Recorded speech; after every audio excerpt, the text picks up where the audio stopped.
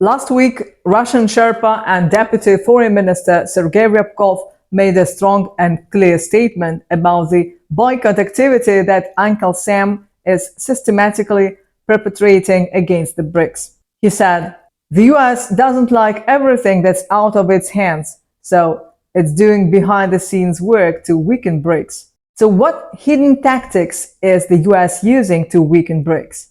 Why is the US so invested in undermining BRICS, and what could be the potential consequences of these actions on global politics? In today's video, we are diving into the complex and often covered strategies that the US employs to maintain its global influence, particularly focusing on its interactions with the BRICS nations. Ryabkov went over and added, "Washington doesn't like everything that's beyond its control, and it doesn't like anything that's not under its direct control. If anything goes beyond the one-size-fits-all model of American leadership and American hegemony, Washington will reject it." It's important to understand these dynamics because they affect international relations and have a big impact on global economic and political stability.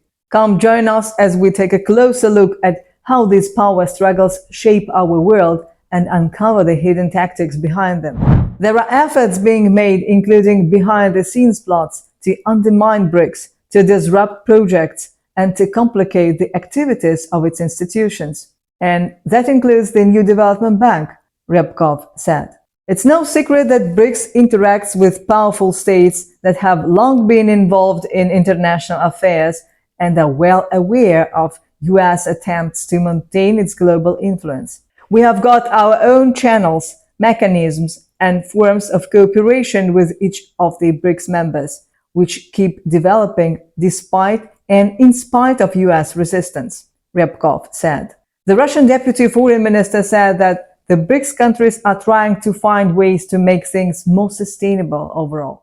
As early as last year, it was clear that the US and the collective West were eager to see the BRICS gain more popularity and political and commercial influence. This was well before the Johannesburg summit, as we reported in a previous video.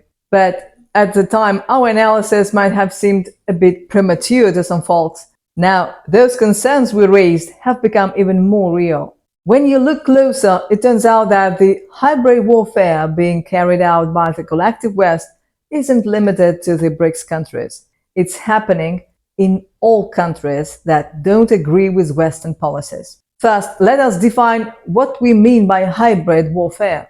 This term is still widely used by Americans to blame political opponents and justify their often quite questionable policy choices. One name often associated with popularizing the term is that of Frank G. Hoffman, who was, wait for it, a US military analyst. Hoffman described hybrid warfare as a combination of conventional, irregular, terrorist, and criminal warfare integrated into one coherent strategy. Does this ring a bell recently?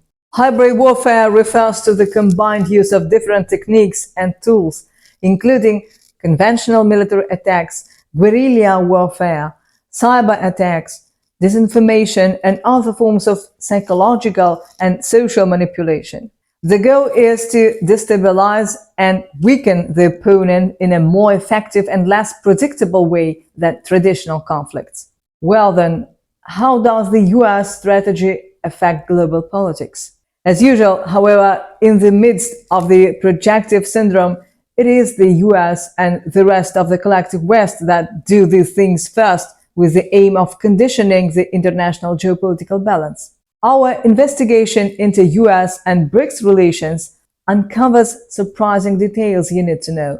So let's put the puzzle pieces together to have a full picture of what is going on. And please share your thoughts with us to enrich the discussion. Ryabkov's comments were echoed by the Libyan foreign minister at the Russia Islamic World Kazan Forum.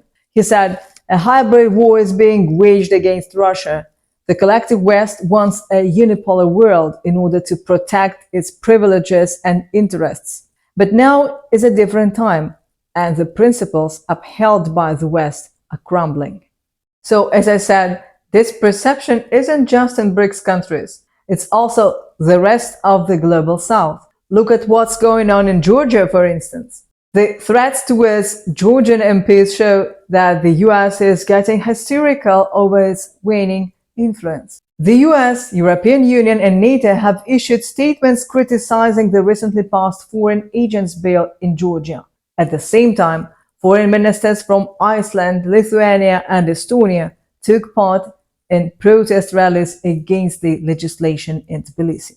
US Assistant Secretary of State Jim O'Brien said on May 14th that Georgian MPs could face sanctions for undermining democracy over passing the bill. However, the law, which required Georgian media and NGOs to register as pursuing the interests of a foreign power if they received over 20% of their funding from abroad, is similar to the US' own Foreign Agents Registration Act, which has been in place since 1938. According to the Georgian Prime Minister, the European Commissioner for Neighborhood and Enlargement, Oliver Varela, threatened him in a classic mafia style with the fate of Slovak Prime Minister Robert Fico, who survived an assassination attempt. Fico was shot several times by a political extremist angry over his suspension of armed aid to Ukraine.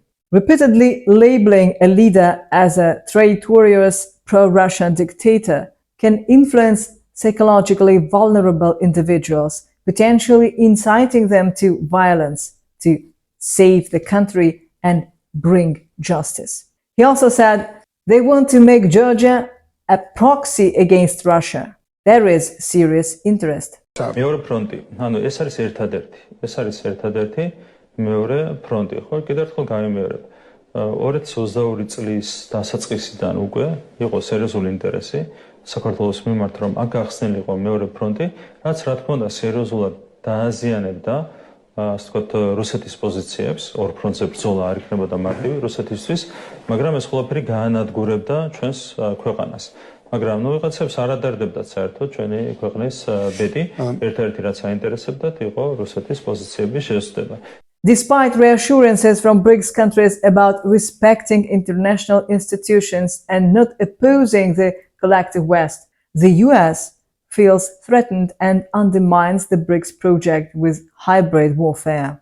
This includes economic sanctions, proxy wars, disinformation, cybercrime, color revolutions, and exploiting international terrorism, worsening global tensions. Could the US efforts backfire and strengthen BRICS instead? The US demonizes countries defending their interests, exemplified by color revolutions. Sanctions against foreign politicians are a form of long-term hybrid warfare by the US. Feeling the loss of its hegemonic role in a multipolar world, the US might act irrationally with severe global consequences. In an expert discussion by the Valdai Club, Shen Yi, director of the Center for BRICS Studies at Fundan University, highlighted the growing cyber threat from the US to BRICS nations. He stated that the US poses the biggest threat to BRICS cybersecurity, seeking to win the cyber war while interfering in other countries' domestic affairs. We reported these statements in a detailed article on our Substack blog, to which I warmly remind you to subscribe to get more updates about BRICS and Global South. The direct link, as usual, in the description. So these are the most hidden threats the BRICS are currently facing. But if you look at the bigger picture, other, let's say, more mainstream news looks quite different. The war against TikTok, accusations of China's overcapacity in production, and misinformation about India during the national elections. Russian Foreign Ministry spokeswoman Maria Zakharova said the United States was meddling in the Indian elections by making false accusations. Indian Foreign Minister Jaishankar recently said that the Western media is trying to influence the elections. He said that India will not rely on imported political recipes and corrected Biden's false claims about its economy. The Western media then picks up from the Indian media or picks up the cues from the Indian political system. They also talk about it that, oh, look, under Modi, chief ministers are put in jail. In the country today, there is a certain thought process or entitlement process, which I think that metaphor Khan Market gang is a very good description of that. I want to tell you there's an international Khan Market gang as well. These are people who are sort of linked, to the entitled people out here. They are socially comfortable with them. They know them. They feel like them. The sales are down in the domestic Khan market. The international Khan market gang feels, look, I need to pep up these guys and give them support. There has also been a long series of articles in the Indian press that have been trying to mislead Indian and Russian experts into thinking that it's not worth maintaining their strategic partnership. They have been saying that Russia would have already defected to China, while India would have already defected to the United States. The recent statement from Russian Foreign Intelligence Service Director Sergey adds another layer of concern to an already dangerous situation. He warns of growing instability in Central Asia due to US and UK collaboration with terrorist groups. Western nations appear unwilling to compromise on the Ukraine conflict. FSB head Alexander Bortnikov states also that Ukraine's military intelligence is involved in the Crocus City Hall attack in Moscow and accuses Ukrainian special services of recruiting young terrorists via social media. The attack aimed to strain relations among CIS countries, Commonwealth of Independent States, using religious and national factors. The terrorists were coordinated by ISIS-K members from the Afghan-Pakistani zone.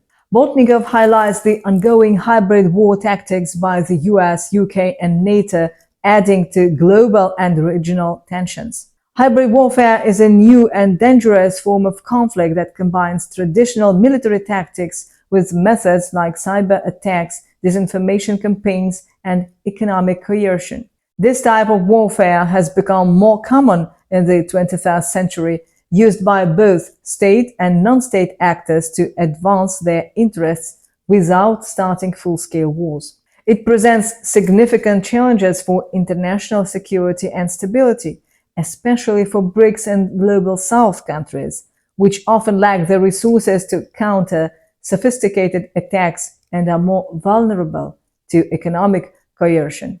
The rise of hybrid warfare worsens geopolitical tensions and erodes trust between nations. This calls for a global response. We need to reinforce international norms and institutions and come up with new strategies to counter this evolving threat. What impact does this power struggle have on the average person? We leave you with this question to answer. If you found this video informative, please like and share it with your friends. Don't forget to subscribe to our channel for more updates.